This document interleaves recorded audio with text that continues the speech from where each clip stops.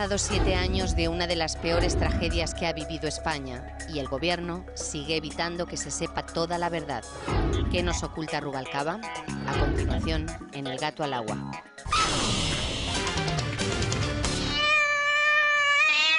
Dentro de un momento abordaremos ese asunto, pero antes queremos saber cómo está nuestro gatómetro, precisamente porque de ello hablaremos, insisto, esta noche en El gato al agua con nuestros invitados. Ángela Pedraza, que es la presidenta de la Asociación de Víctimas del Terrorismo, y José María Benito, que es el portavoz del Sindicato Unificado de la Policía, uno de los sindicatos importantes de la policía.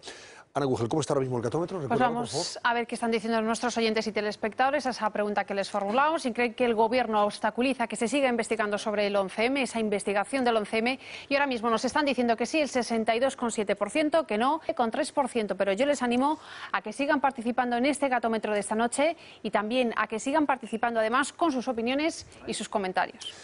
Antes de abordar este asunto, me ha llamado la atención alguna de las cosas que ha dicho Zapatero, que ha celebrado con las mujeres de su partido el Día Internacional de la Mujer Trabajadora. Y ha hablado de homenajes. E incluso les ha dicho a las mujeres eso, que es bueno que de vez en cuando se den un homenaje. A ver cómo han entendido ustedes esto. Óiganle, óiganle. Felicidades por este centenario. Bien merecido os tenéis este homenaje. Bien merecidos tenéis este homenaje. Y bien os merecéis que de vez en cuando os deis un homenaje. Bueno, esto lo ha llevado a portada la Gaceta de Mañana. Carlos, a ver, la coda de esto. ¿La coda cuál es? La coda, bien merecido tenéis el homenaje, porque nosotros de vez en cuando nos lo damos. Sí. No estaría mal que os dierais. Lo ha dicho así. No. Palabra de honor, vamos, literalmente. Pero ahí no se oye eso. No, es que se ha cortado aquí. ¡Qué barbaridad! El total que se llama así en términos televisivos, esos yo cuando se lo cortes oído, de grabación se lo he oído que a sacamos... Dieter Brandau y sí. Cuando digo, tiene que repetirlo porque sí. no me hago cargo de esto. Dice, nosotros nos damos de vez en cuando... Dice, bien merecido os tenéis este homenaje, porque los hombres de vez en cuando nos damos un homenaje. A los hombres. No, nosotros, los hombres. Que los hombres ya lo hacemos. Ya lo hacemos, nos damos un homenaje. O sea que hay que entender... Yo no sé a qué se les refiere. ha dicho a las mujeres eso, que... Sí, sí. Y ellas aplaudían. Ellas aplaudían. Sobre todo algunas. Pues un comentario machista, que yo lo sepa, Hombre, ya lo creo. Y sexista. Y luego le preguntaremos a nuestra invitada, que es una de las mujeres. Pues esta señora aplaudía, la señora Pajín aplaudía entusiasticamente cuando ha dicho... Con el proyecto de igualdad integral le procesan. Pues sí, con el proyecto 500.000 euros. Por mucho menos, El otro día, en la encuesta, pueden caer, sí. En la encuesta del País, en la que mensualmente pregunta sobre el Gobierno, el miembro del Gobierno menos valorado era la ministra Pajín, que solo tiene un nivel de aceptación, si no recuerdo mal, del 18%.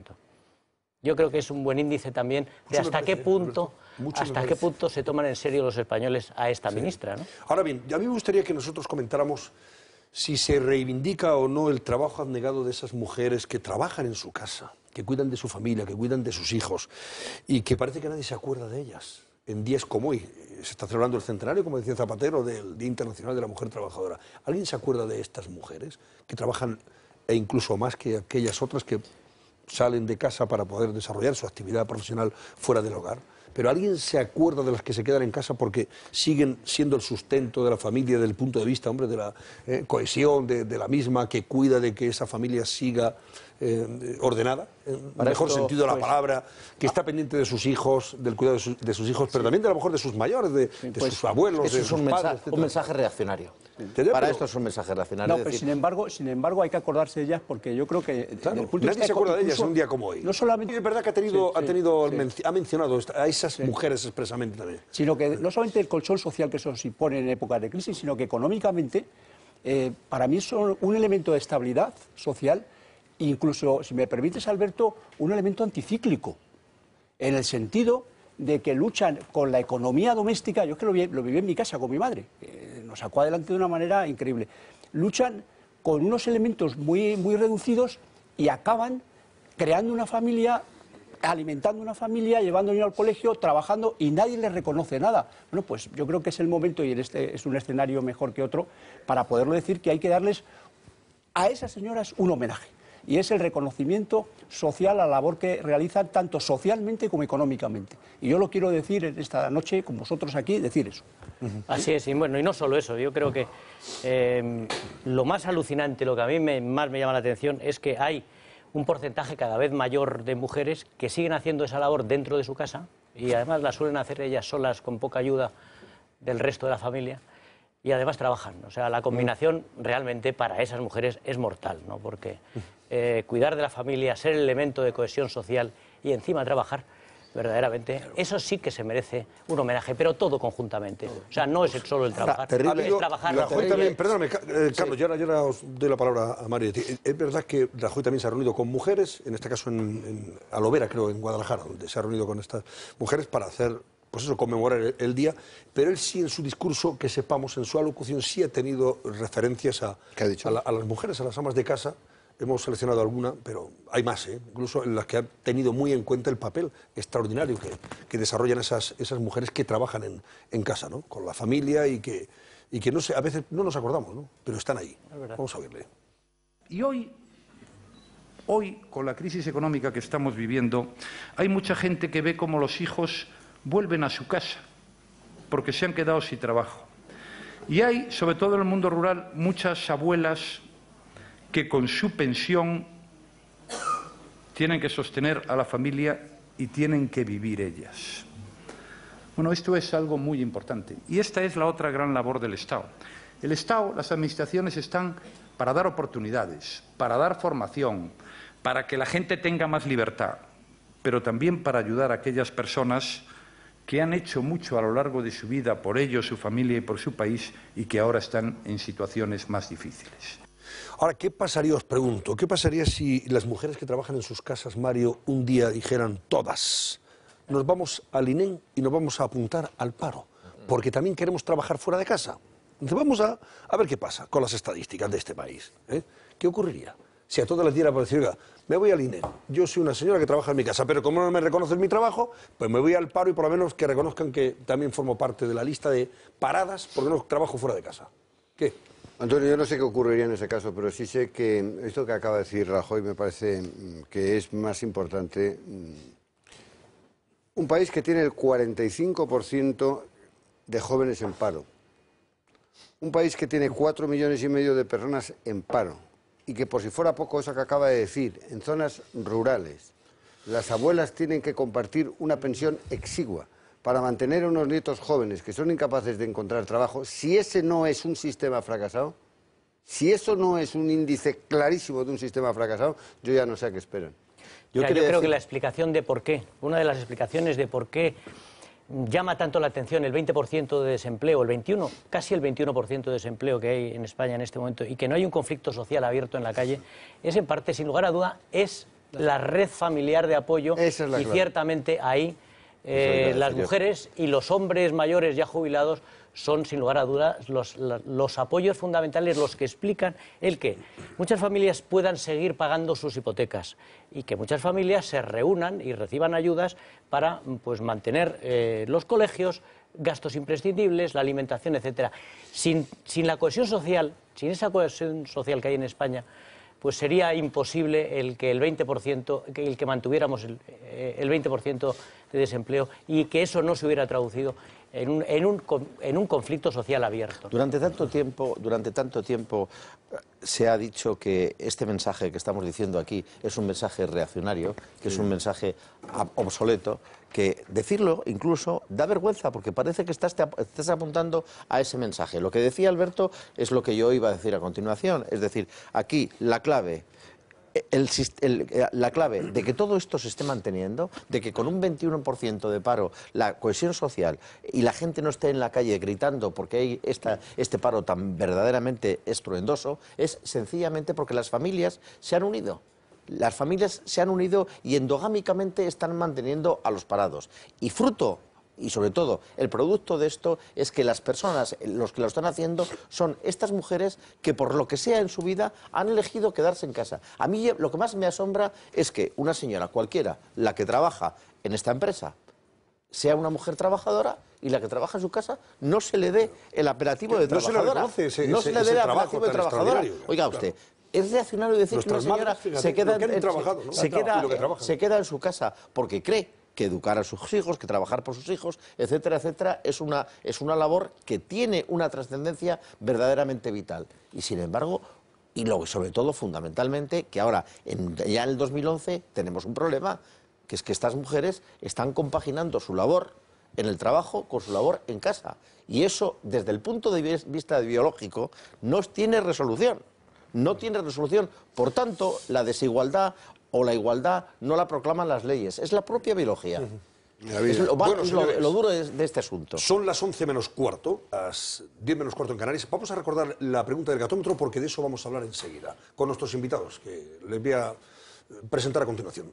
Por favor, Ana Gugel. Pues vamos a ver cómo están evolucionando esos porcentajes, esa pregunta que les formulábamos. Si creen que el Gobierno obstaculiza que se siga investigando sobre el 11M, esa investigación, y ahora mismo ese sí se sitúa en el 66,1%, el no en el 33,9%.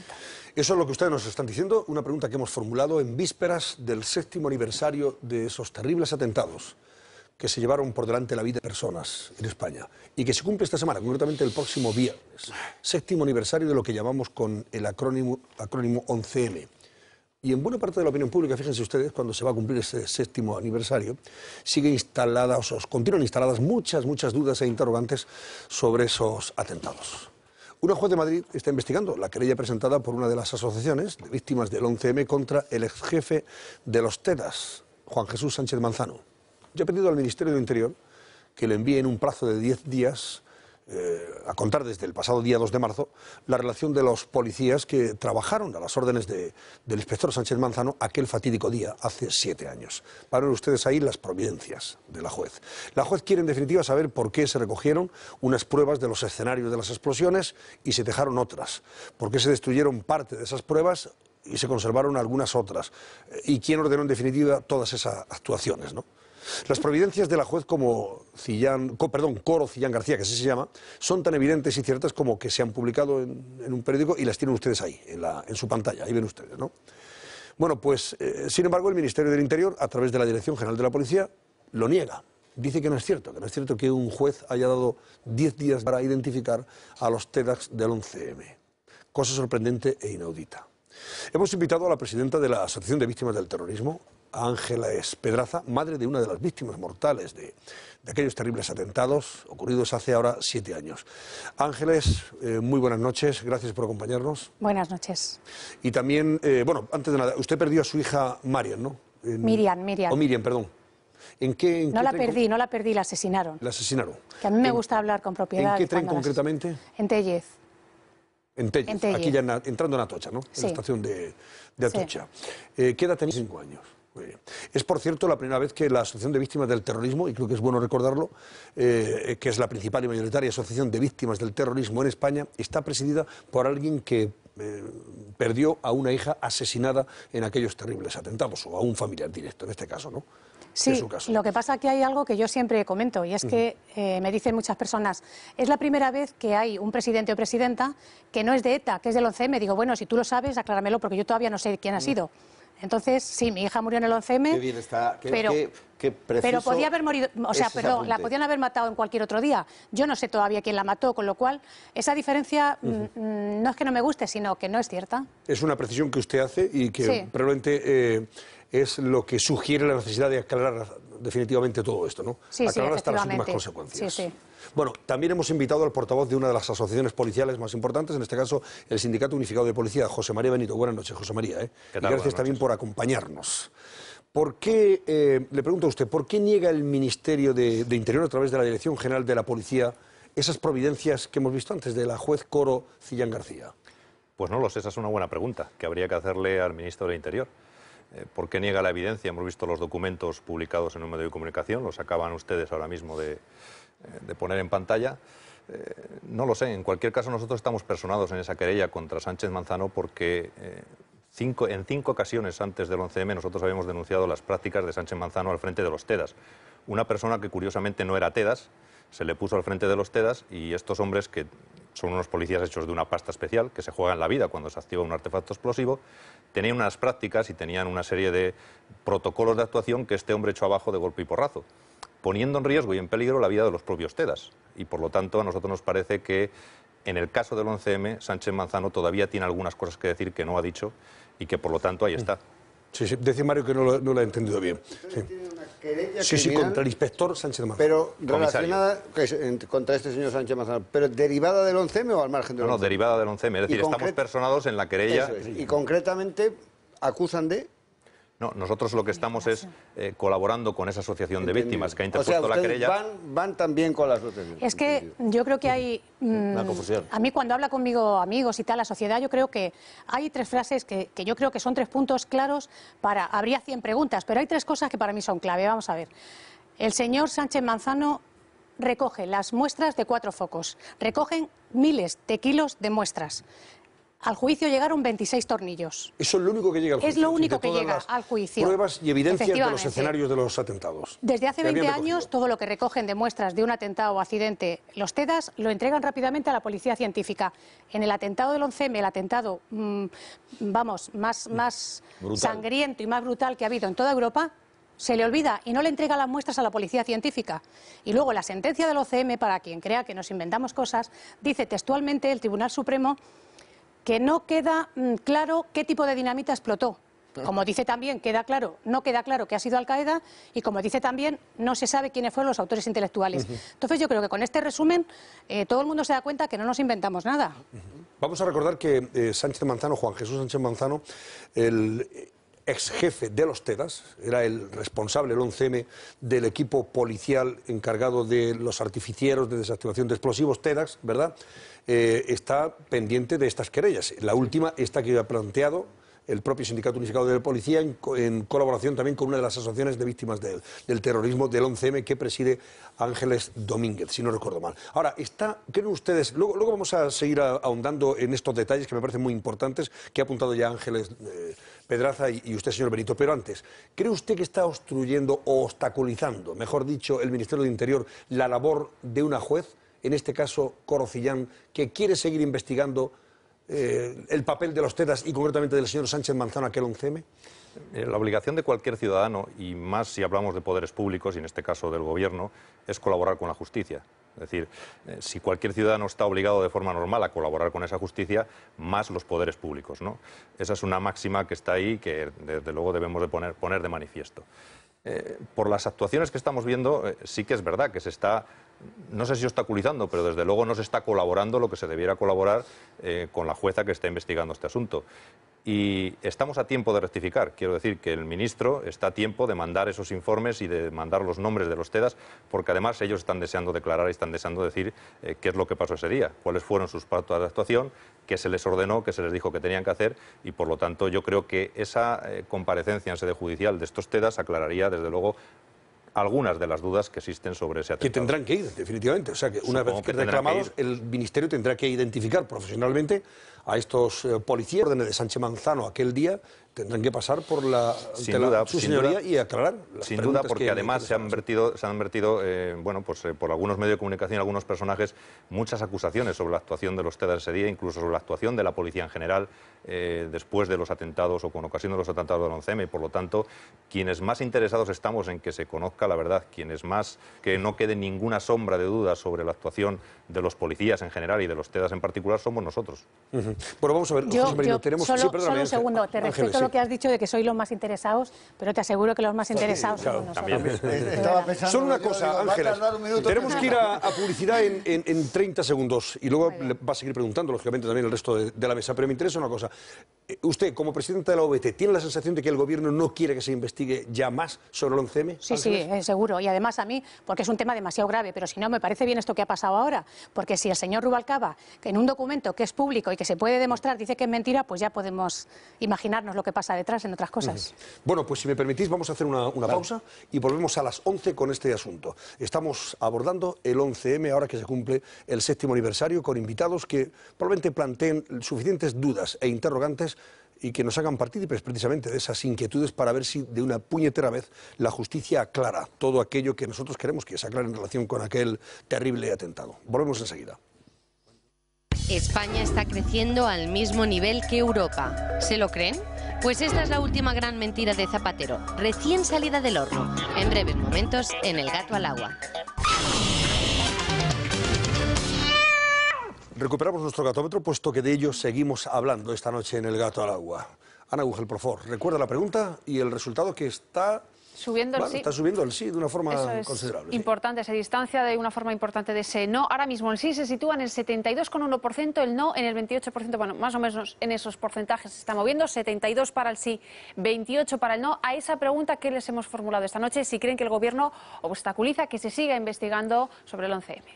Pregunta que le hemos formulado también a nuestros invitados, a José María Benito, es el portavoz del Sindicato Unificado de la Policía, y Ángeles Pedraza, presidenta de la Asociación de Víctimas del Terrorismo. Y nos han dicho que también creen que el Gobierno no está colaborando ni mucho menos en esto. Pero recuerden lo que decía el hoy ministro de Interior y vicepresidente primero del Gobierno aquellos fatídicos días de marzo de 2004. Óiganle. Los ciudadanos españoles se merecen un Gobierno que no les mienta. Un Gobierno que les diga siempre la verdad. Los ciudadanos quieren conocer toda la verdad sobre los horribles sucesos acaecidos en Madrid en los últimos días. Y la verdad, toda la verdad se acabará sabiendo. Ese es nuestro compromiso con las víctimas. Pues ese es nuestro ¿Qué les compromiso. parece a ustedes lo que decía hace 7 años el señor Pedro Rubalcaba y lo que está pasando hoy? A ver, nuestros invitados primero. José María Benito y Ángeles Pedraza. A mí me parece perfecto lo que dice. Parece perfecto. Eso lo decía hace 7 años. Claro, me parece perfecto si se cumpliera. Eso es lo que tiene que hacer un gobierno, no mentirnos, ¿no? Y saber la verdad. Y queremos saber la verdad. Y yo estoy convencida que algún día lo sabremos, ¿eh? Algún día habrá otro GAL y yo creo que lo sabremos, seguro. Los políticos deben comportarse de la misma manera cuando están en la oposición que cuando están en el gobierno. Eso es un síntoma de coherencia y que los ciudadanos seguramente agradecen, ¿no? Y este no es el caso. Es decir, bueno, yo creo que lo que dice Ángeles tiene razón. Las palabras de Rubalcaba en ese momento son intachables, yo creo que las suscribiríamos cualquiera. Lo que sucede es que luego la realidad nos ha sobrepasado. Yo no puedo estar de acuerdo, perdón, no puedo estar de acuerdo porque con Rubalcaba traía una larga trayectoria, una acrisolada biografía de mentiras, como portavoz del GAL en el gobierno de Felipe González. Por tanto, aunque formalmente las palabras sean aceptables y las podíamos aceptar todo, porque claro, naturalmente que en el DNA de un gobierno está el no mentir. Estaría bueno que estuviera el mentir en el DNA de un gobierno. Ahora bien, el señor Rubalcaba, el problema que hay ahora en estos momentos y que ya empieza a asentarse es que mientras el señor Rubalcaba esté enfermo, y está saliendo, afortunadamente, porque yo no le deseo mal a nadie, está saliendo de su patología, no se puede hacer nada ni decir nada. Y estamos a 2 días del aniversario del 11M. Y en el 11M, lo decía Ángeles hace un rato, no es que haya incógnitas, es que hay certezas. Y la primera certeza y fundamental es que no se sabe quién mató y con qué mató. Son 2 certezas elementales en cualquier juicio y en cualquier proceso. ¿Quién ordenó matar y con qué mató en todo caso? Para ser más precisos. Es igual, hemos precisado los dos en el mismo camino. Por tanto, mientras esto no se sepa, no hay ninguna posibilidad. Y luego hay una certeza más. El Gobierno ha obstaculizado absolutamente cualquier capacidad de la sociedad española para averiguar lo que pasó entonces. Y además hay otra certeza más, es que mucha gente no tiene ningún interés en saber esto. Muchos medios de comunicación no tienen interés en saber esto. Y diría una cosa más, y lo siento mucho. El Partido Popular ha estado postrado durante mucho tiempo con este asunto. Y yo pregunto que ¿por qué? ¿Tiene complejo de legitimidad de origen como los vinos en Tetrabric? ¿O sencillamente lo que pasa es que tiene algún tipo de complejo de haber actuado mal? Yo hace un momentito, antes de que empezara otra vez el programa, le preguntaba a los juristas de esta mesa si hay alguna forma de reabrir el proceso. Porque donde haya que firmar, desde luego, Carlos Dávila va a firmar el primero, porque no es que haya incógnitas sobre el 11M. Lo que hay en este caso es la certeza absoluta de lo que nos han contado y lo que además juzgó uno de los personajes más bochornosos de la historia judicial de España, que es Gómez Bermúdez. Lo que juzgó es una auténtica patraña. A ver, José María. Antes de que conteste, a propósito de lo que dice, sí que quiero recordar un dato que Carlos puede tener interés. ¿Por qué el magistrado Gómez Bermúdez asume la presidencia y asume la ponencia de esta sentencia? Con el apoyo del Partido Popular. Pero no solo con el apoyo del Partido Popular. Sí. Por 3 veces el nombramiento es anulado. Por 3 veces el nombramiento es reiterado por el Partido Popular. ¿Cuál era el interés del Partido Popular en por 3 veces volver sobre un nombramiento que había sido anulado? Quizás ahí haya alguna clave, pero perdón. Sí. Pues yo te respondo antes que Pepe responda. Yo creo que en ese momento yo tengo que pensar que una persona como el Partido Popular, Ignacia Starloa, que es un hombre honrado, que además es un hombre muy documentado en este asunto y que no tiene ningún tipo de pliegue sobre sus capacidades para investigarlo, él estaba convencido de que el señor Gómez Bermúdez, como muchos de nosotros, incluidos periodistas, como muchos de nosotros, creíamos que el señor Gómez Bermúdez iba a hacer un juicio honrado. Y en un cierto momento, de pronto, el señor Gómez Bermúdez, o no se sabe por qué, o se sabe demasiado bien, cambia. Cantó la gallina. Cambia. En términos taurinos se llama cantar la gallina. Y a partir de ese momento hace un ejercicio de prestidigitación jurídica y judicial que nos conduce a una soflama sobre lo malos que eran los marroquíes o los moritos de Lavapiés, pero no intenta en ningún momento saber qué ha pasado y quién lo ha hecho. Lo de Caminito de Jerez. No, volviendo al tema. Caminito de Jerez, sí. Sí, ¿os acordáis? Bueno, el juzgado de instrucción número 43 es el que lleva todo este tema, como sabéis bien. Bueno, hace un año, justo hace un año, va a hacer un año dentro de 2 o 3 días, hizo la primera providencia. Me parece que pedía 2 cosas. Hace un año. Corrígeme si yo... Uno, el reglamento de actuación de los TEDAS, claro, que es muy importante para el juez, sí. que es lo que se hace. Y en segundo lugar... Se lo ha pedido Pepe hace 8 meses. Sí, empezó hace un año. En 2010. Pero en marzo del 2010. Pero el papel se lo pide hace 8 meses. Sí, pero creo que el reglamento de actuación de los TEDAS, creo que al final se entregó hace muy pocos días, creo. Y en segundo lugar lo que pide no entero. Que no entero. Bueno, habrá que valorarlo si está entero o no, pero lo ha entregado. Lo digo un poco entero, para situarnos. Y luego en segundo lugar lo que pide, que es realmente decisivo, donde puede dar la vuelta totalmente a todo el 11M, es no tanto los nombres como la identificación por números, que es como se hace penalmente la identificación de los servicios de seguridad del Estado y más a los TEDAS, y qué hicieron y qué tratamiento le dieron a los residuos que quedaron después de los atentados. Las pruebas, en definitiva. Las pruebas que... segundo tema es el que realmente no han contestado. Bueno, y aquí se abre una llave con 2 problemas. El primero es que es muy grave porque como el país, ha cerrado institucionalmente el 11M, realmente la declaración de los TEDAS, al ser una pieza separada del 11M, esto es una pieza separada porque es una querella muy bien planteada por vosotros, separada, puede aportar elementos nuevos que no se tuvieron en cuenta en el proceso principal del 11M, por tanto es un tema extraprocesal que entra dentro de las causas de la revisión, de un recurso exterior de revisión, como hemos visto Mario y yo. Esa es la respuesta que yo pedía. Se puede dar porque se da el requisito de que no es una prueba tratada en el 11M por Gómez Bermúdez, sino una prueba que se va a plantear ahora que es extraprocesal a aquel proceso del 11M. Por tanto, estamos ante un pleito de una importancia enorme. ¿Cuál es la estrategia? Creo que del Gobierno, no quiero juzgarlo, pero creo que el Gobierno es aplicar, por un lado, la reforma del Código Penal de diciembre. Claro. Que es decir, bueno, yo me resisto y como se ha hecho en el artículo, creo que es el 21.6, en las atenuantes, se ha puesto una atenuante que dice que cuando hay una dilación extraordinaria no imputable al acusado, se atenúa la pena, pero se atenúa bastante la pena. Prácticamente quedaría castigado como una falta. Dilatar. Lo que son 3 delitos que yo tengo aquí tipificados, que es encubrimiento, falto testimonio y omisión de ayuda a la justicia. Claro, es muy importante que esto salga adelante y yo creo que puede salir. A ver, vamos a ver, sobre esto que cuenta Pepe Merino. Respecto del primer asunto, es verdad que se ha remitido... Porque ahí está el papel concreto también de Sánchez Manzano, que me gustaría que aclararas cuál es el papel, el 11M, de este exjefe de los TEDAS, que la querella va contra él. Y a partir de ahí piden quienes colaboraron con él que aclaren qué pruebas recogieron, por qué recogieron unas y no otras, por qué se destruyeron unas pruebas, entre otros los trenes, y no otras, quién ordenaba eso y por qué intencionalidad, etcétera, etcétera. Antes no quedó claro, ¿la querella o las querellas o las denuncias contra este señor son anteriores al 11M, sí o no? Las denuncias nuestras contra Sánchez Manzano son anteriores al 11M y luego lo que hacemos es sumarnos a la querella. Se han sumado a la actual querella. Ya existían denuncias antes de esa querella y lo que se hacen es que se suman a la querella. No es que nazcan ahí, sino... Correcto. ¿Por qué eran las denuncias? Existían 5 denuncias antes contra Sánchez Manzano, algunas por acoso, entre ellos a nuestro responsable, hoy fallecido, responsable nacional de los TEDAS, nuestro representante.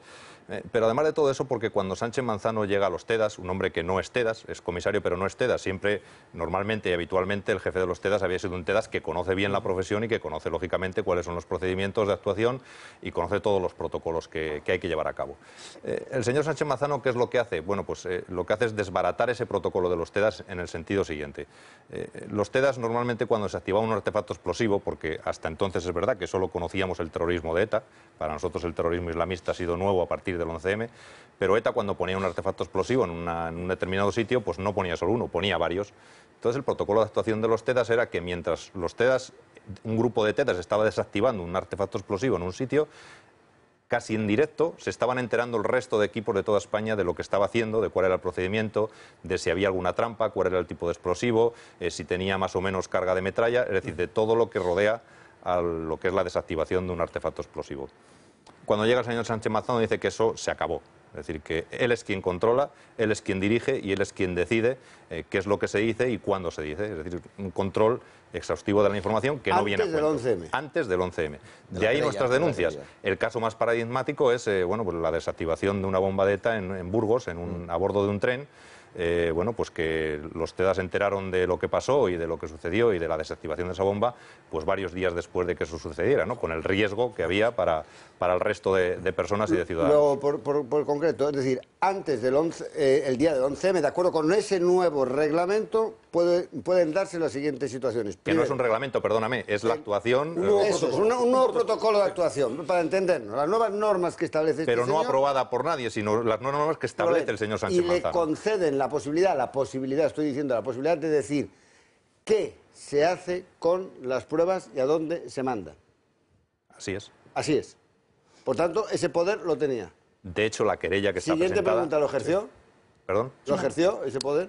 No. ¿Dijo qué había que hacer con las cosas? Sí, él dio instrucciones a los TEDAS de qué es lo que había que hacer, dónde había que llevar los explosivos, etcétera, etcétera. Es decir, a los TEDAS les dio instrucciones claras en todo momento de lo que había que hacer con los explosivos. ¿Verbales o por escrito? No, verbales. Entonces, la declaración de los TEDAS ante el juzgado demostrará cuáles eran las órdenes verbales. Claro. Son elementos nuevos. Sí. Y él también es el que ordena destruir los trenes. Yo no sé, parece ser que sí. Yo no tengo conocimiento, pero parece ser que esa es una de las acusaciones que hace. Para eso se les llama como las órdenes.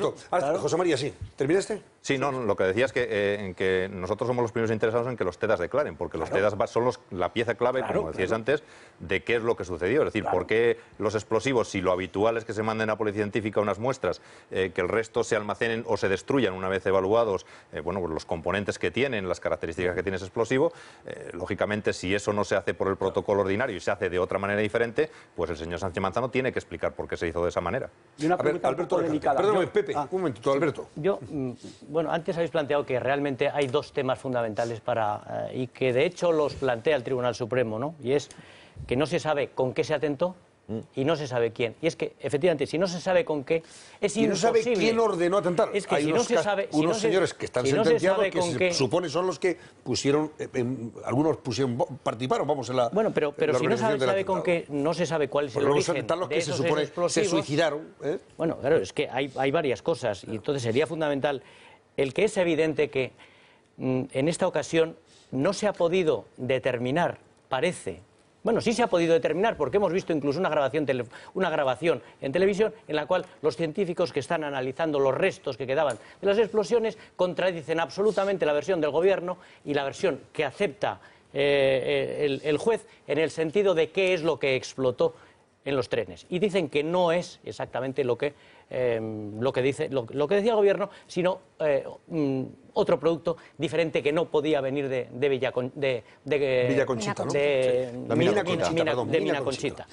Entonces, sin saber qué es lo que explotó, es muy difícil saber quién lo ordenó realmente, ¿no? Porque a través de unos o de otros. Ahí está.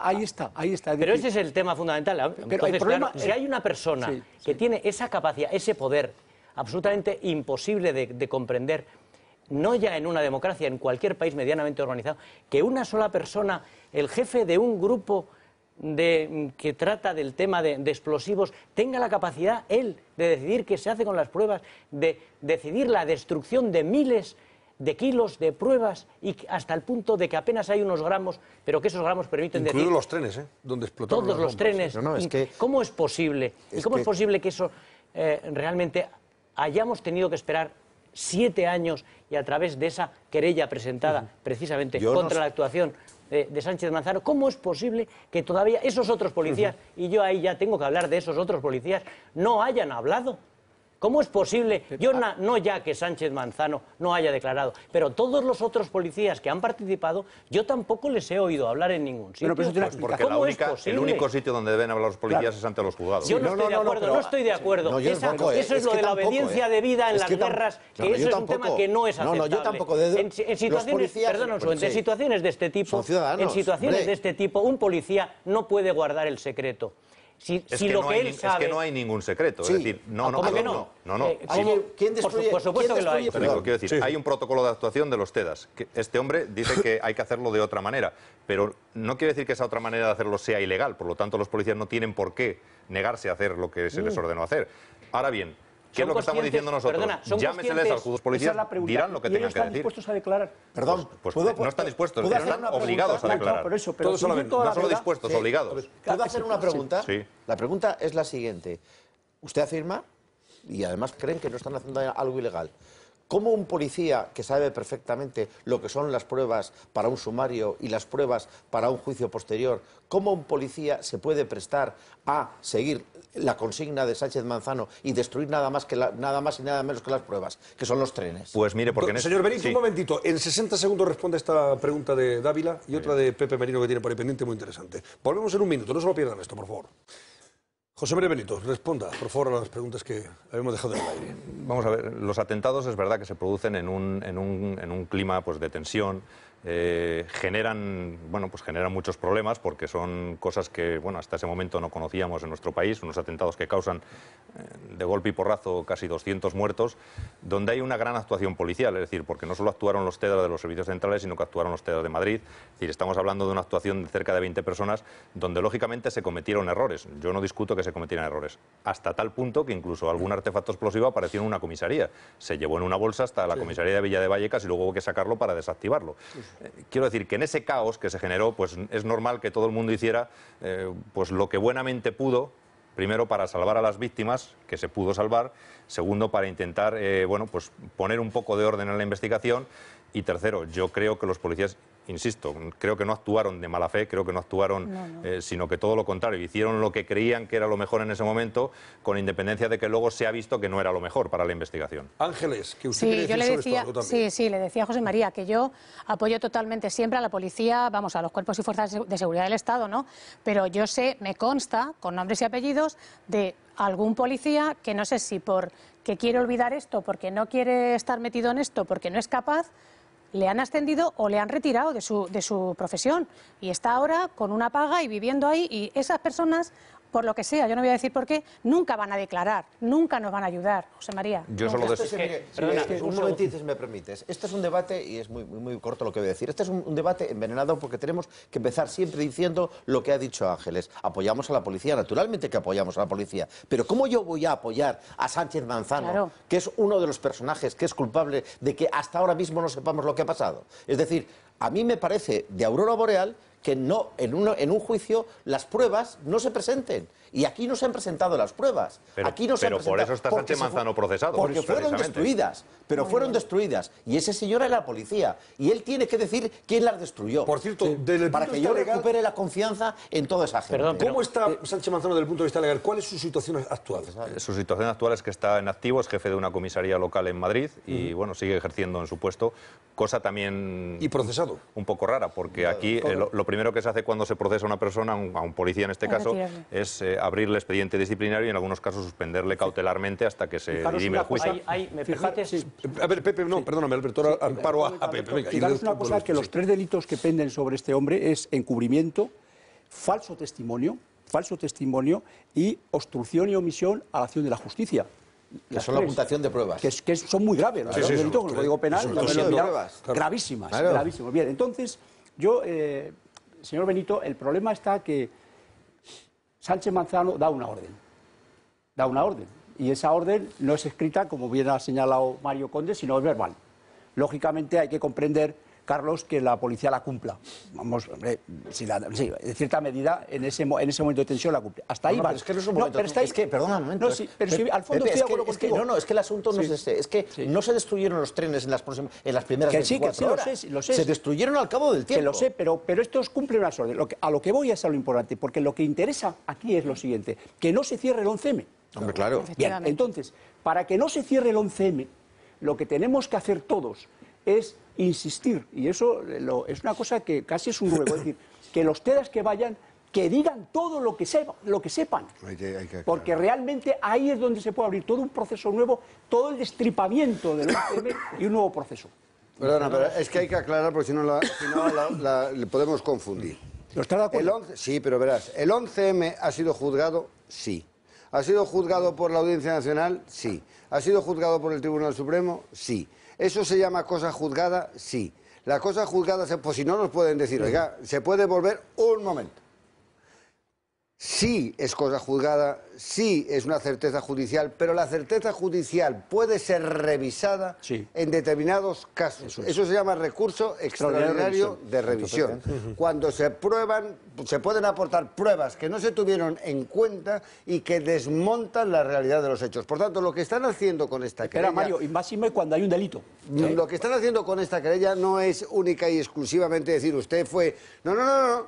Es que si se prueba que eso pasó, se puede desmontar la certeza judicial. Pero yo quiero ser, y perdonar que lo diga, quiero ser también cauto. ¿En qué sentido? Que los recursos de revisión se admiten con mucha dificultad. Yo lo digo, por ejemplo, y perdonar que lo ponga. A mí me condenan por los 600 millones de gente atrás, me muevo, me voy a Suiza, traigo los papeles, demuestro que estaban en poder de muchas personas, menos en la mía, y me dice el Supremo, no pasa nada. Es decir... ustedes no están con una querella única y exclusivamente porque un señor ha tenido un comportamiento supuestamente delictivo. Es que ese comportamiento supuestamente delictivo puede alterar la certeza judicial ni más ni menos que del mayor atentado a la historia de España. Pero Mario, sin prejuzgar lo que tú dices, Alberto, el hecho que se da la causa de la revisión. Claro, Ángeles Peraza, ¿qué es lo que ustedes creen que debe aclararse e investigarse, o investigarse primero y aclararse posteriormente? Las dudas que usted plantea, ¿cuáles son las 3 o 4 dudas principales que cree usted que debe aclararse a partir de esta querella que estamos abordando con Sánchez Manzano? Yo lo primero diría, ¿por qué? ¿Quién lo ordena y lo idea? ¿Y quién lo lleva a cabo? Es que no sabemos nada. No sabemos nada. En Leganés se inmolan. Si unos terroristas islamistas se quieren inmolar, se inmolan en los trenes. No esperan a estar en Leganés en una casita. Ese día no hay inhibidores en los teléfonos. Cuentan cómo hablaban los policías, los TEDAS, cuando alrededor de cualquier tema de estos sí hay inhibidores para que no puedan hacer estallar bombas o puedan hablar con teléfonos. Entonces, y luego se inmolan y no aparece sangre. En el sumario del juicio queda claro que no hay sangre.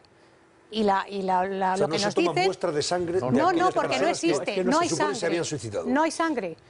Y dicen que es que la sangre, no sé qué... Bueno, yo eso no entiendo de temas técnicos, pero no sé qué temperatura tal, se volatiliza. O sea, no hay sangre. Entonces, ¿dónde estaban los que se inmolan? ¿Y por qué no lo hicieron en los trenes?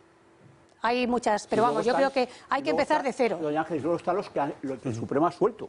Alberto. Que ha suelto a muchos. Sí, no, bueno, claro. Simplemente, por volver al tema de no solo de Sánchez Manzano, sino de todos los policías que de una u otra manera han intervenido en este tema, yo no acepto el hecho de que por la obediencia debida y hasta que se les llame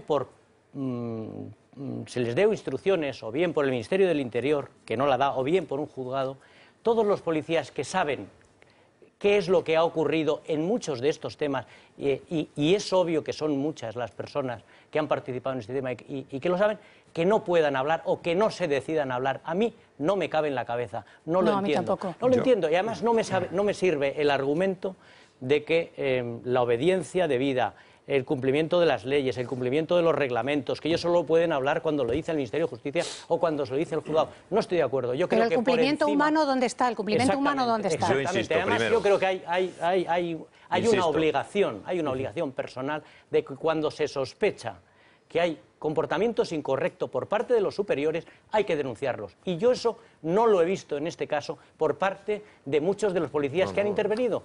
Y hablo, y estoy hablando, por supuesto, sin decir quiénes, porque no lo sé, pero hay muchas personas y hay muchos policías en los distintos cuerpos que han intervenido que, lógicamente, saben muchas cosas y nunca han declarado. Alberto, y no entiendo por qué. Y no hay fiscales que son capaces de no acusar siguiendo una orden del gobierno o de acusar falsamente siguiendo una orden del gobierno. No hay jueces que pueden hacer y en algunos casos parece que se mueven. Pero quiere decir, no hay abogados del Estado de evidencia, como me está ocurriendo en un caso del Supremo que anula una resolución de la Agencia Tributaria y el abogado del Estado sigue el abogado del Estado dejando en ridículo a nuestro cuerpo. Eso no está pasando, que lo que hay es una corrupción en cierta medida generalizada en los distintos órganos del Estado. Por supuesto, pero exactamente igual que hablamos de la corrupción de los políticos, de la corrupción en el mundo judicial, de la corrupción y de la falta de capacidad y de independencia en los fiscales, pues yo también quiero resaltar el tema de los policías. Sí, señor, tiene porque razón. es verdad que una cosa es defender... Pero permítame que insista. Primero, no hay obediencia debida en este caso. No hay obediencia debida. Puede que haya un cambio en los protocolos de actuación, pero eso no es ilegal, insisto con lo que decía antes. Entonces, Segunda cuestión. ¿por qué no se han llenado, Segunda cuestión. Los policías estamos obligados por ley a guardar secreto profesional. Y ese secreto profesional solo puede ser alterado en una declaración judicial.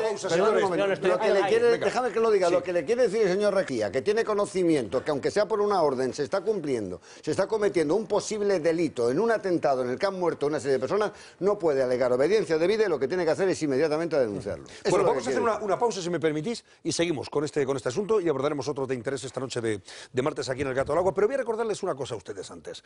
No sé si saben que 1 de cada 3 adultos padece insomnio. Yo tengo aquí una solución para eso. Si es su caso, la mejor opción es que ustedes se queden en compañía de este programa, del Gato al Agua todavía, hasta la hora que quieran, y después de Punto Pelota, que comienza después del Gato. Pero si su preocupación es descansar, permítanme que les presente esto que tengo aquí, Dormax. Una fórmula exclusiva con melatonina, pasiflora, amapola y valeriana que le puede ayudar a descansar mejor, ya que favorece un sueño natural y reparador y mejora el descanso nocturno. Dormax es de Laboratorios Actafarma. Pueden informarse en el 902-202-456. Así que ya saben, sigan con nosotros y después, cuando tengan ya ganas y deseos de descansar, no duden en tomar Dormax, que lo van a aprovechar muy bien durante la noche. Volvemos dentro de 4 minutitos y seguimos con este asunto tan importante que tiene, en fin, como trasfondo, ya saben, ese terrible atentado del 11M. España está creciendo al mismo nivel que Europa. ¿Se lo creen?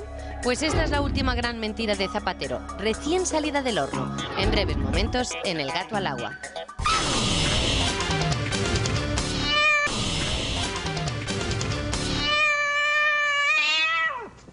Bueno, antes de nada, recordemos cómo está nuestro gatómetro, pero antes vean ustedes, estos son chicos de quinto de Gestión Comercial y Marketing de una escuela de negocios, concretamente ESIC, Business y Marketing School, así se llama su escuela de negocios. Están estudiando quinto de Gestión Comercial y Marketing y esta noche han tenido a bien visitarnos ahí en el plató. Así que, como su profesor lo tenemos muy cerquita de aquí, es nuestro amigo y compañero Javier Vicente, yo les envío un cariñoso recuerdo y saludo a estos gatoadictos jóvenes que nos acompañan. Bueno, señores, vamos a ver cómo está el gatómetro a esta hora, Ana Gugel, porque vamos a intentar agotar ya este debate con este asunto que me parece de extraordinaria importancia y relevancia. Pues así es, Antonio, vamos a ver cómo siguen participando nuestros oyentes y telespectadores respondiendo a esa pregunta que les formulábamos. Si creen que el Gobierno obstaculiza que se siga investigando sobre el 11M, y ahora mismo ese sí ya se sitúa en el 77%, el no en el 23%. Bueno, pues Ángeles Pedraza, me gustaría que me dijera usted si sabe o entiende por qué la presidenta de una de estas asociaciones del 11M, concretamente Pilar Manjón, casualmente también es la asociación más afecta al gobierno de Zapatero y que ha recibido probablemente más apoyos en ese sentido, ha criticado la querella que aquí estamos abordando esta noche, esa querella contra el exjefe de los TEDx, Sánchez Manzano, que puede cambiar radicalmente el rumbo de la historia en relación procesal o judicial de este caso, en el convencimiento de que este hombre ya ha sufrido demasiado y que había que dejarle en paz. ¿Cómo entiende usted esto, Ángeles? No lo puedo entender, pero tampoco puedo entender que al final del juicio, que estuvimos 4 meses y pico allí en la audiencia, el último día, el día de la sentencia, se dirigieron hacia mí, me llamaron conspiranoica, me gritaron, me insultaron y aquello fue una hecatombe. O sea, no puedo entender ni eso ni esto. Pero bueno, quiero entender que el dolor de madre a cada uno le lleva hacia un sitio y como madre tampoco quiero, pero no lo puedo entender. Porque yo quiero saber la verdad de quién mató a mi hija. Ella perdió una hija y usted también perdió, un hijo y usted perdió una hija. O sea que, sí. Y desde luego yo quiero seguir hasta el final. Yo quiero saber la verdad porque creo que es tan importante saber la verdad, aunque después no se puedan, que habría que seguir, pero juzgar, condenar. Pero si supiéramos la verdad, de verdad que el duelo sería mucho menor, ¿eh? Nosotros, cada año duele más, cada año en esta semana es horrorosa, duele más. Y saber quién ha sido sería un poco de alivio. ¿Qué van a hacer ustedes, por cierto, el viernes, cuando se cumpla el 7º aniversario, desde la AVT, de la Asociación de Víctimas del Terrorismo? Sí, la AVT, como cada año, haremos un homenaje en el Retiro, en el Bosque del Recuerdo. Se hará una ofrenda floral, yo haré una lectura y este año vamos a soltar, precisamente porque estamos en todo este lío, este año vamos a soltar 192 globos con el nombre de cada uno de los asesinados. Y yo pido, por favor, a los ciudadanos que estén ahí con nosotros, que les apoyen y que vayan a las 12 del mediodía, a las 12 del mediodía en el Retiro, en el Bosque del Recuerdo. En Madrid, por supuesto. Una cosa, José María Benito, ¿por qué ha llegado usted a decir que Sánchez Manzano es un personaje oscuro? Pues precisamente por todas estas cosas que quedan por esclarecer, por todo lo que hemos hablado durante esta noche, porque cambió los protocolos de actuación de los TEDAS, porque hizo cosas que hemos llegado ya aquí a la conclusión, aunque no tengan validez jurídica como desearíamos en sede judicial, hemos llegado a esa conclusión porque efectivamente estamos viendo que no hay cosas claras en su actuación en todo esto del 11M, incluso, insisto, con anterioridad al 11M. ¿Cree usted que está siendo protegido por el Ministerio de Interior, Sánchez Manzano? ¿O por el Gobierno? En el sentido de que no se están acatando las instrucciones que está dando la juez y no se están atendiendo los requerimientos judiciales que se está haciendo, sí. ¿Sánchez Manzano era de su sindicato? De mi sindicato no era Sánchez Manzano. ¿No fue de su sindicato? No ha sido nunca. Yo quiero decir una cosa en defensa. Pepe Merino. Sí, en defensa. Estoy de acuerdo con lo que dice Alberto y Carlos. La obediencia de Dios en España ya no existe, ya lo sabéis. Se eliminó del Código Penal, de manera que no existe. Lo que pasa, yo quiero echarles una manta por una cosa, porque es que se les llegó a aplicar la ley, no sé si usted lo sabe, la ley de secretos oficiales. Se les ha llegado a aplicar a los policías, esto es un hecho, está en los autos, en la ley de secretos oficiales. ¿Pero claro, a qué policías, Pepe? A los que fueron, a los que intervinieron.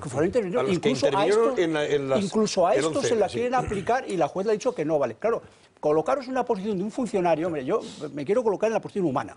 Creo que la magnitud de la catástrofe y del atentado rebasa a cualquier, pero hay que situarse en la posición humana. Aquí en el trabajo y un policía se juega el que lo echen.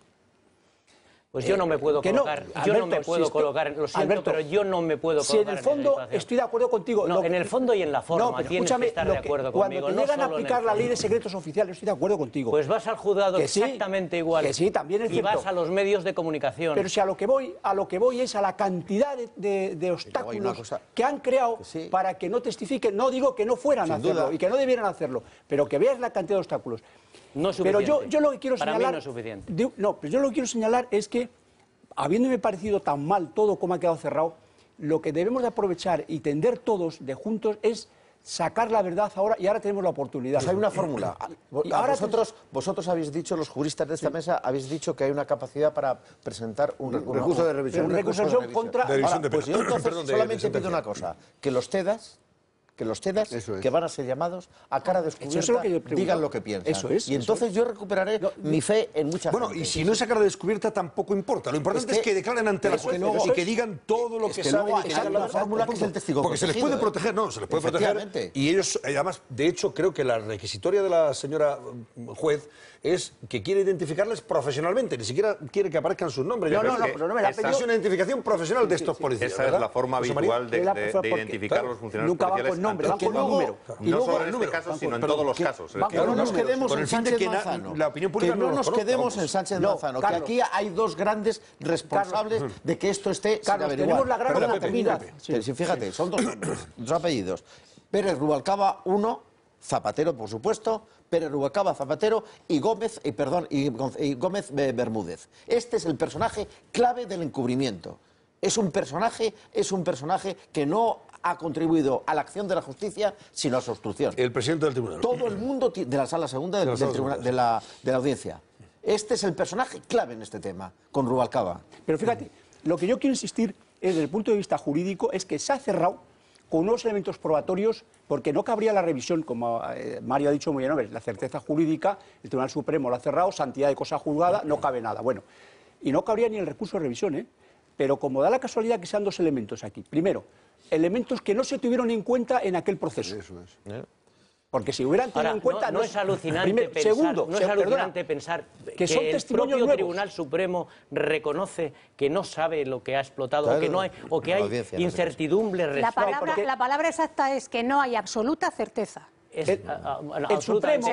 Alberto, el Supremo... Es que como si en la vida hubiera una absoluta certeza. Carlos lo ha dicho, el tema quedó cerrado en la audiencia. El Supremo no podía meterse más allá, hombre, podría, pero legalmente ya... No, pero el Supremo no puede meterse en las pruebas. El Supremo no puede, ahora estoy convencido que si quiere, se mete. Le voy a corregir, sin practicar nuevas pruebas. En el caso Banesto y me pasó de 10 a 20 años. O sea, sí puede si quiere. O sea, que si quiere sí. Tu caso siempre es patológico. Pero si quiere sí. Pero vamos a ver, hablando en términos de estricta justicia, lo tuyo fue una patología, o sea, es un caso de libro. Y este caso no es de patología. Que sí, con 192 muertos, que sí, 192 muertos. Es mucha más patología. Yo no quiero asumir el papel antipático de defenderlo, entenderme bien que digo que la culpa, si alguien la tiene más la audiencia, porque el Supremo dijo, bueno, en definitiva, claro, exacto, Carlos, en definitiva me han traído esto, lo cierro. Pero el problema está que ahora sí se puede abrir, porque están todos los elementos. Bueno, una conclusión final, José María Benito. La conclusión final es que nosotros, como policías, somos los primeros interesados, también las víctimas, por supuesto, pero yo hablo desde mi punto de vista, en que se conozca la verdad. Precisamente porque se están vertiendo acusaciones en muchos casos sobre determinados policías, sobre su actuación, o por lo menos se está poniendo en tela de juicio esa actuación. Y como nosotros creemos que la actuación ha sido la correcta y que quien no ha actuado correctamente han sido otros, pues lógicamente cuanto antes se sepa qué es lo que pasó y la certeza de todo este asunto, antes saldremos de dudas. ¿Podemos estar seguros de que esos policías TEDAS que trabajaron a las órdenes de Sánchez Manzano van a declarar ante la juez Coro Cillán García? Podemos estar seguros. ¿Antes de 10 días serán identificados? Podemos estar seguros de que si son citados por la juez, claro, ahora solo falta que el Ministerio Interior... El Ministerio tiene que identificarlos. Les identifique y le diga a la juez profesionalmente, a través del carnet profesional, quiénes son. Yo estoy convencido que al final lo va a hacer porque no le va a quedar más remedio y si no alguien incurrirá en desobediencia, que también es un delito tipificado, ¿no? Sí, claro. En cualquier caso, si estos policías son llamados a declarar, estos policías van a decir la verdad de lo que se les dijo que tenían que hacer, de lo que hacían habitualmente, y yo espero que el interrogatorio, tanto del fiscal como de las partes personadas y de la propia juez, llegue a esclarecer este asunto de una vez por todas.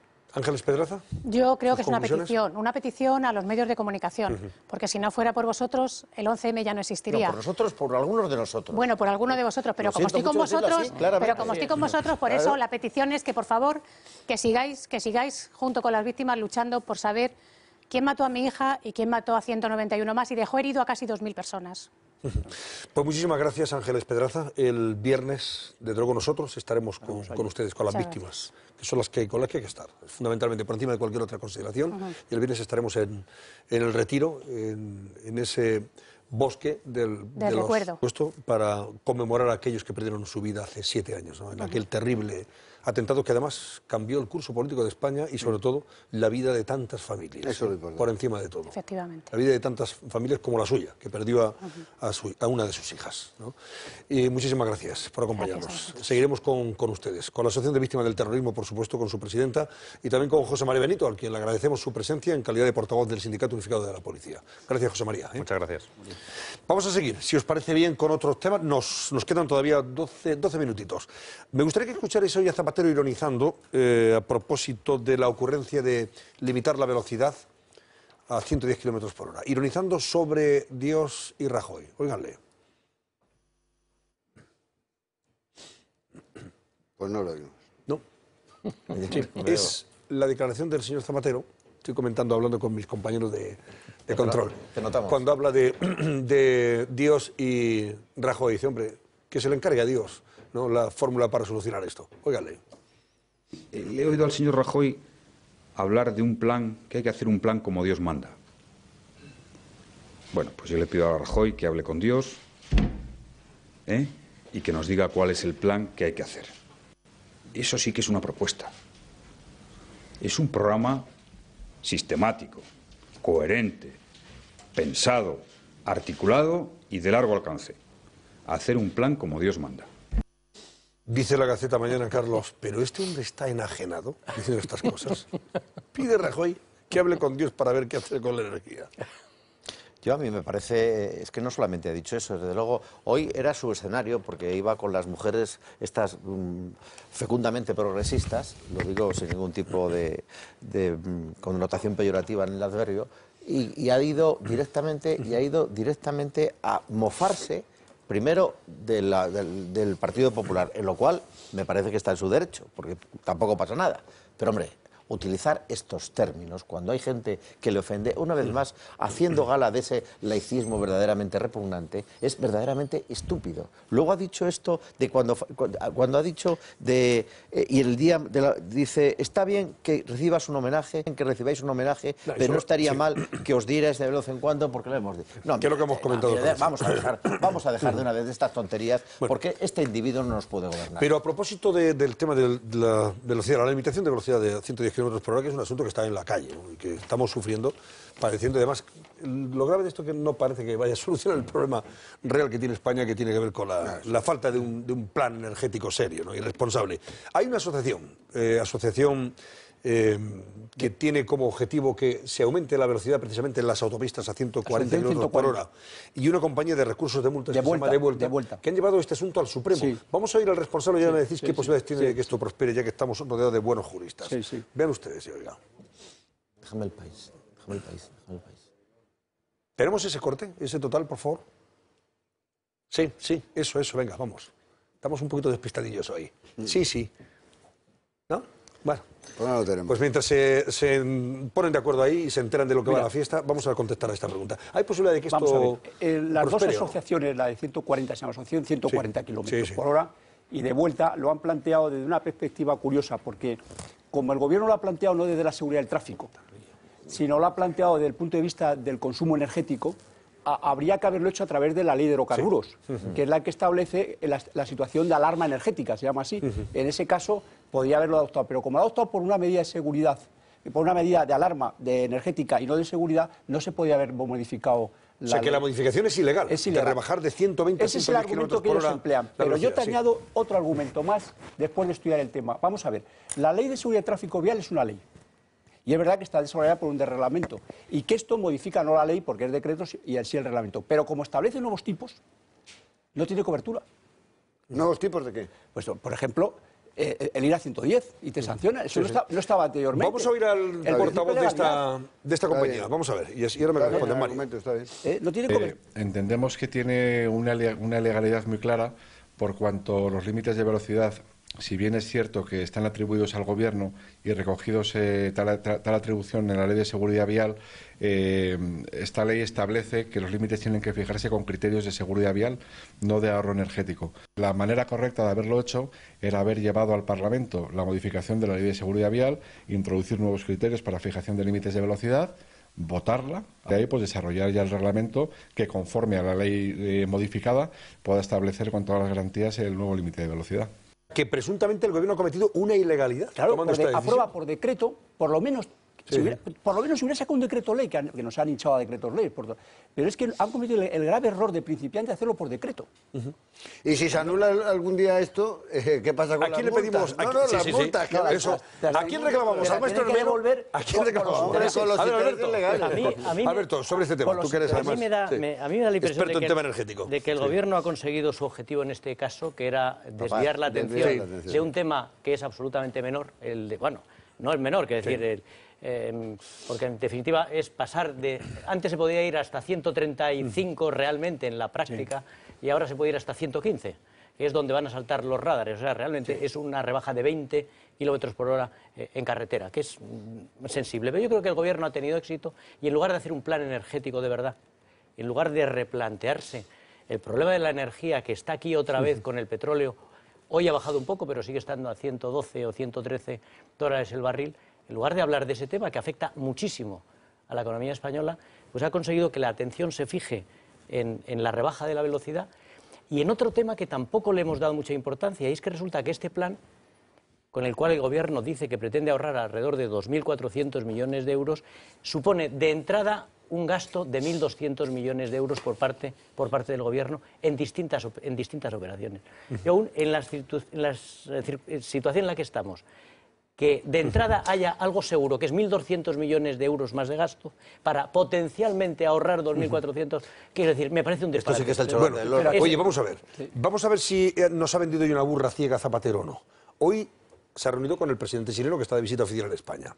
Ya ha dicho que la economía española está creciendo al mismo nivel que la media europea. Vamos a oírlo, a ver si esto es verdad. ¿No, Alberto? Mira, Alberto Recante se ríe ya a mandíbula batiente, que decía el Cursi. Mire, ya verás. Si no contáramos el sector de la construcción, España está creciendo económicamente como la media europea ya. En el momento en que se reabsorba el exceso del sector de la construcción, de aquí a 2 años, es decir, 2013, España estará creciendo en su potencial en la media o por encima de la media europea. Pero Decid algo, se por ríe favor. de nosotros. Decid algo. O sea, ¿Se lo cree? Yo creo, vamos a ver. es- ¿Se hace pipí desde el trampolín y dice que está lloviendo o no? Sinceramente. Está hablando para los suyos, no lo entiendo. Él cree que no leemos, que no pensamos, que no tenemos forma somos de idiotas. informarnos. Sí. Que Somos idiotas. Se cree que estamos al mismo nivel que él. Bueno, pero es que se le olvida decir una cosa. Él dice, curiosamente dice, sí, el sector de la construcción todavía le faltan 2 años, es lo que viene a decir, Sí. de ajuste. Lo cual significa probablemente del orden de 200.000 o 300.000 parados más.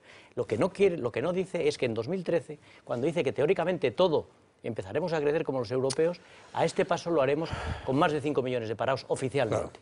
Pero además, Entonces, es muy diferente. Yo tengo aquí el dato siguiente. mira. Vamos a ver, perdonad, Mario, y yo digo este dato. No sé si es cierto entonces. Yo tengo el dato de que el Producto Interior Bruto español, el PIB español, creció un 0,6% en el último trimestre del año 2010. Frente a la media de la Unión Europea, que fue del 2,1%. Pero es que un trimestre no te dice Bueno, nada. Lo pero en fin, importante es si nos fijamos en eso, dice, hombre, por favor, está Antonio, mintiendo tú, entonces. en o faltando la verdad. economía, como se sabe muy bien, se pueden construir los 2 y 2 números pueden ser 5. como te dé la gana. Economía. Dice, quitando el sector de la construcción, quitando el sector agrícola, quitando las tiendas de ultramarinos, le estamos creciendo. Es como si, por ejemplo, decimos, mire usted, nuestro sistema de cajas de ahorro, si quitamos todos los créditos más los que tienen, es el mejor que hay. Claro. El mejor Es que del es mundo. una Menuda broma. banca tenemos. Es que es una broma. Mira, No, el no es una sector de la broma, construcción, es una tomadura de pelo. mira, el sector de la construcción significa en España, en estos momentos, el año pasado, según los datos de Contabilidad Nacional, el 12% del PIB Claro. aproximadamente. Si se reduce un 10% más este año, eso significa Pues ya está. que quita al crecimiento el 1,2%. Pues ya está. Y entonces ahí, por eso, la duda es si este año vamos a crecer el 0 o vamos a crecer el 1, porque sabemos seguro que el sector de la construcción va a detraer alrededor de 1 punto del PIB. Ahora, Entonces, ¿cómo se puede hacer abstracción Pero de si este lo tema? quitas, claro, si Lo lo que quitas... tú dices, Alberto, que lo hace para consumo doméstico. No, para consumo Ahora, de sus- yo hago una de apelación, sus votantes. yo hago una Sí. apelación a la gente que como son 11 millones de españoles los que votaron la última vez al Partido Socialista, no vamos a pensar que todos son idiotas. Hay gente muy fundada, hay gente científica, letrada, naturalmente, gente preparada, que con sabe fuste. tanto como puedes saber tú de economía, a lo Mucho mejor. más, ¿no? Evidente. ¿Cómo esta gente puede quedarse prendada todavía de un personaje como este? Que dice estas cosas y las dice con una tranquilidad, encima riéndose con una suficiencia de maestro ciruela. A mí me parece realmente asombroso. En ningún sitio, desde luego, esto si lo dice delante de Merkel, que no se ríe nunca, está todavía riéndose hasta volver a Hamburgo. Bueno, pero es que yo creo que la consecuencia... Yo creo que se echa las manos a la cabeza. Los españoles, la prueba de que no son idiotas es que en las encuestas... Lo quiero ver. En las encuestas... Bueno, de acuerdo. Pero Que lo quiero ver, Alberto. De acuerdo, perdona. En este momento, en las encuestas, la presencia de Zapatero le quita al PSOE muchísima intención de voto. Dice, cualquier persona diferente de Zapatero le votaríamos más. Ya sé que tú no crees en eso, ¿no? ¿Las encuestas? Yo no creo nada. Bueno, vamos a hacer una última pausa, si me permitís, y repasamos algunos titulares de la prensa de mañana, especialmente de la Gaceta, porque quiero que Dávila me cuente este titular. El fiscal anticorrupción viajó a Estados Unidos en contra del juez Pedreira. Quiero que este titular me lo aclare Dávila después de la publicidad. Hasta ahora mismo.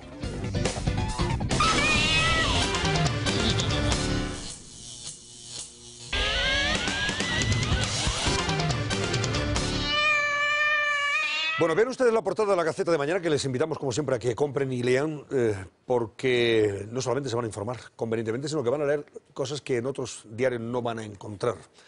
De la misma forma que les recomiendo, y sus telediarios de Intereconomía son muy distintos a los demás. Y cuando los vean ustedes, si no los han visto, comprobarán que no es nada novedoso, ni mucho menos. No, estoy diciendo la verdad en ese sentido. Vamos a ver, dice la Gaceta mañana, exclusiva, el magistrado del caso Gürtel, que es el juez Pedreira, decidió que los amigos de Correa, imputado, como saben, el principal imputado en este escándalo del Gürtel, declararan por videoconferencia, pero el fiscal anticorrupción, Antonio Salinas, viajó a Estados Unidos en contra de esa opinión del juez Pedreira. Antonio Salinas, que es el fiscal anticorrupción, y 2 fiscales más, se personaron por sorpresa en la comparecencia de uno de los imputados, Randall Lew, que está en Estados Unidos. Estuvieron una semanita, primero en Miami y luego en Nueva York, con cargo al erario público. ¿Era necesario que fueran a Estados Unidos estos señores? Pero no es que decidiera o pensó. Es que el juez Pedreira dictó un auto en el que decía que este imputado tenía que declarar por videoconferencia. O sea, no había que ir ahí personalmente a tomar la videoconferencia. Y menos el fiscal acompañado por dos. Y nosotros mañana aportamos el testimonio en el auto. Y estos señores, sin pedir permiso al juez Pedreira, se desplazan. Digo señoras, porque son 2 señoras, 2 fiscales y el Salinas. Se marchan. 3, 2 fiscales y el juez y el fiscal. O sea, 3 fiscales, Salinas. El fiscal anticorrupción y 2 fiscalas que son las del caso. Se marchan a Miami primero y luego a Nueva York. Y entonces empieza el acto. Empieza la videoconferencia y el abogado del señor Correa dice, oiga usted, que ahí al lado, en la otra parte, en Nueva York, al lado de este imputado, el amigo de Correa, están las señoras fiscalas. ¿Pero cómo es esto? Y entonces no solamente, sino que el imputado americano dice, no, y aquí al lado, en una dependencia aneja, lo que está es el señor Salinas, el fiscal anticorrupción, que también quiere hablar. Y entonces el juez Pedreira dice, si yo les he dicho que íbamos a hablar por videoconferencia, ¿por qué no están aquí? Y esto es lo que a mí me parece un escándalo de una categoría verdaderamente, nos ha parecido una categoría... ¿Por qué? No solamente innecesaria, fondos públicos, sino que está en contra del criterio firmado del propio juez Pedreira.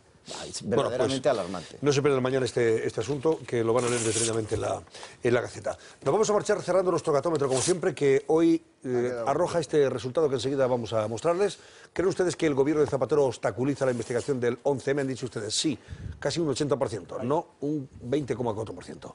¿El gato quién se lo llevó, Ana? Vamos a descubrir quién se lleva ese gato, pero antes tomen nota, porque si quieren jugar el bote de los 80 millones de euros con la peña de Euromillones, muy fácil, porque gracias al experto de la Utopía y a la peña del gato al agua, el próximo viernes 11 de marzo, 80 millones de euros pueden ser nuestros. En el canal de lotería de Intereconomía hemos creado la única peña de Euromillones con la que podrá jugar de una sola vez. ¿Has dicho 80, perdóname? Eso es, Antonio. Es que pone ahí 59 millones, ¿no? Pues yo tengo en el texto 80 millones. Se ha llevado... ha trincado 21 kilos. El coste del viaje a Venezuela. ¿Quién ha trincado 21 millones? Hombre, por favor. Bueno, pues muchas más apuestas, un premio asegurado. Así que les voy a decir cómo pueden participar y hacerse, pues no sé si con los 59,80, a ver si podemos aclararlo mañana, para que ustedes se sumen y podamos entre todos pues ganar esos 80-59 millones. Pues participar es muy fácil. Tan solo tienen que enviar un SMS al 99 79 91 con la palabra Eurogato. Coste del mensaje 4,72 euros o entrar en nuestra página web www.elgatoalagua.es, donde además va a encontrar toda la información para jugar. Sencillo, ¿verdad? Así que ya saben, confíen en este experto de lotería y participen en nuestra peña, la única peña de Euromillones con premio asegurado. Suerte ya por los 80 millones. Yo por 59 me conformo también. Yo también, hombre. Bueno, señores, nos marchamos. No sin antes voy a darle un cariñoso Fomayén Gascón de Binefar, gato adicto de Binefar, Huesca.